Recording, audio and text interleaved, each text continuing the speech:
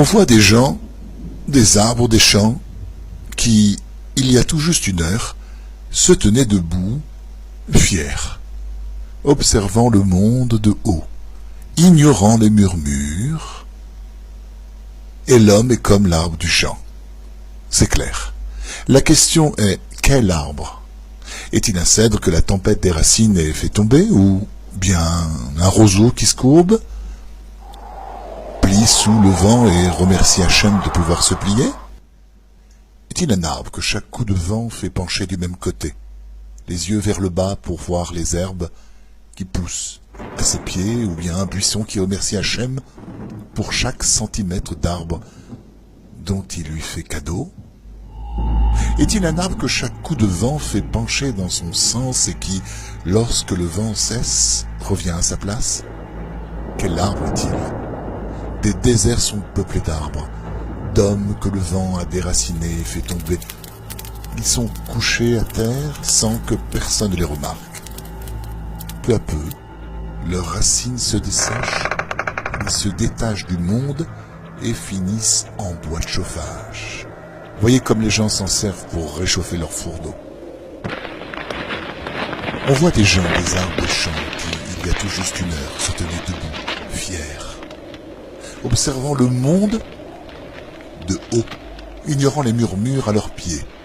Ils se sentent différents des autres.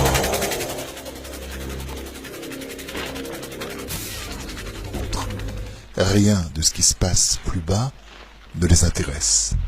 Leurs discussions se tiennent d'une hauteur à l'autre et il est même possible que leur tronc ne soit pas autorisé à les entendre.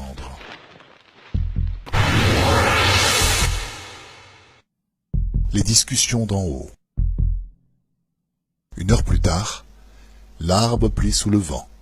Il embrasse la poussière à ses pieds et une heure plus tard, il se plie dans l'autre sens et touche la poussière de l'autre côté. Et le vent ricane. Comment se fait-il que ce cèdre se plie? Où est sa fierté? Où est sa grandeur?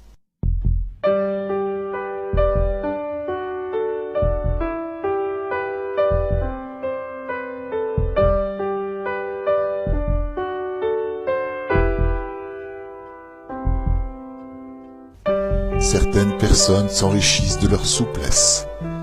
Ils savent vers où se pencher. Au bon moment, peu importe d'où vient le vent.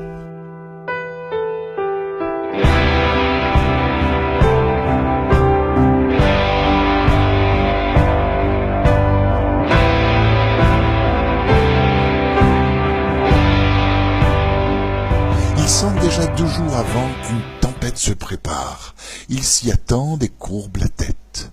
Et lorsqu'elle arrive dans toute sa force, ils s'inclinent et s'y soumettent, et la tempête sait qu'il n'y a ici personne à ébranler.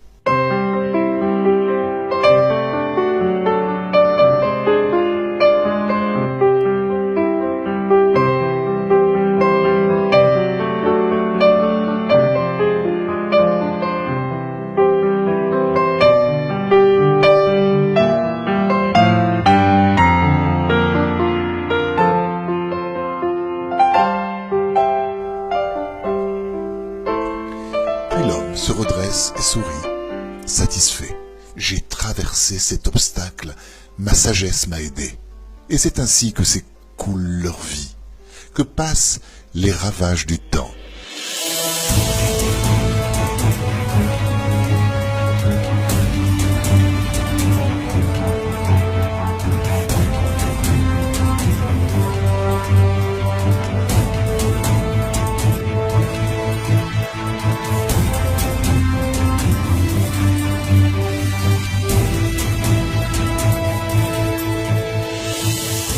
Et ils n'en sont jamais affectés. Tout au plus, lorsqu'ils s'inclinent vers la terre, leurs branches s'entrechoquent avec celles des arbres qui ne savent pas se courber. Quel genre d'arbre es-tu? Es-tu comme l'acajou, beau et solide, des jours durant, que les vers n'envahissent pas et qui jamais ne s'effrite? Ou bien simplement comme le chêne? Il ne souffre ni de la pluie, ni du froid.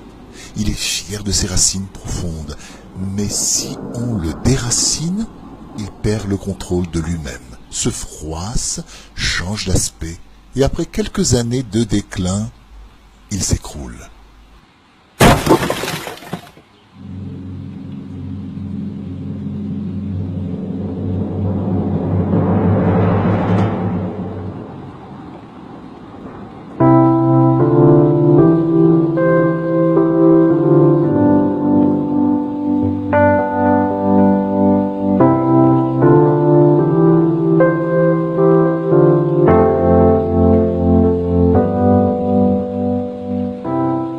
Connais-tu ta mission?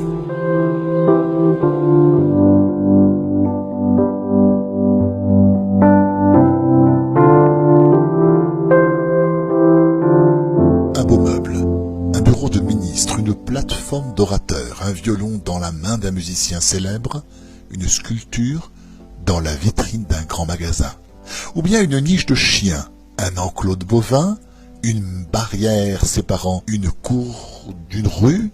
Souple au début, elle s'écrase sous le poids de ceux qui viennent s'appuyer contre elle.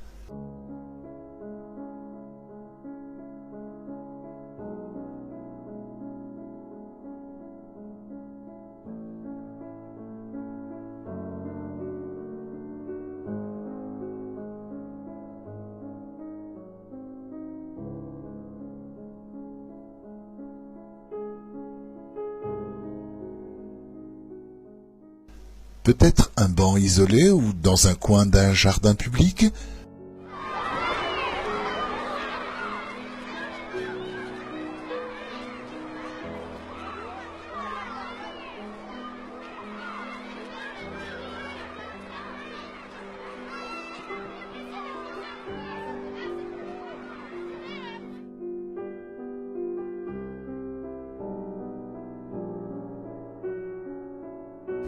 Invisible sous les paresseux qui le peuplent, il niche entre les arbres et enfouit son visage dans les feuilles mortes.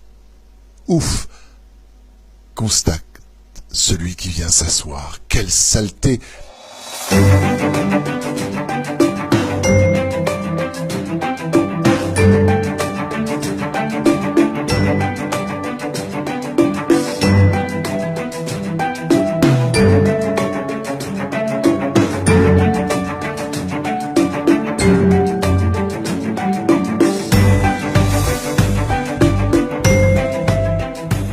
Ou alors l'arche sainte d'une modeste synagogue. Elle embrasse les troubles et les soupirs de la ville. Elle entend les pleurs qui se cachent encore dans le cœur de celui qui prie près d'elle. Un bois qu'on a élevé et sanctifié, devenu le cœur de la nostalgie de milliers de personnes. Ceux qui cherchent refuge quand ils posent la tête sur son rideau.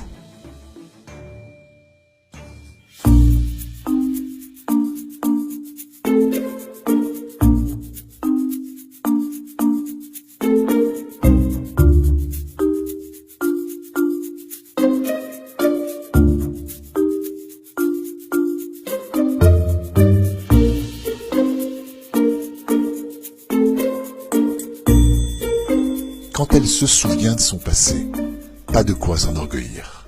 C'était un arbre anonyme, parmi des milliers d'autres. Personne ne portait son regard sur lui, il se tint là des années, inexpressif. Il apprit à décoder le vent, à s'entretenir de temps en temps avec 2 ou 3 de ses voisins. Puis, il apprit une prière, celle des arbres des forêts.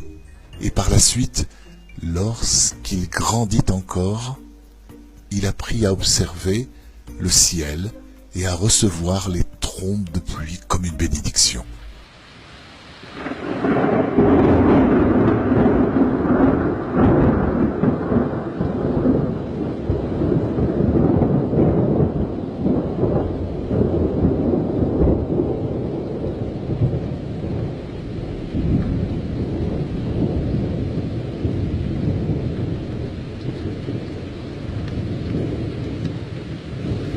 Lorsqu'on le prit de la forêt, il soupira fortement. Jamais il ne s'est imaginé qu'un jour, il se trouverait dans un endroit aussi respectueux. Et l'Arche sainte est là, dans cette modeste synagogue. Tous s'inclinent devant elle.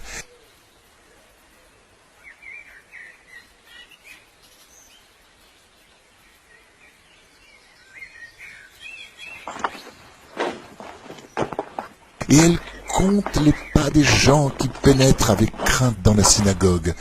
Et elle tremble entièrement, en sachant que tous les yeux sont tournés vers elle. Et l'homme,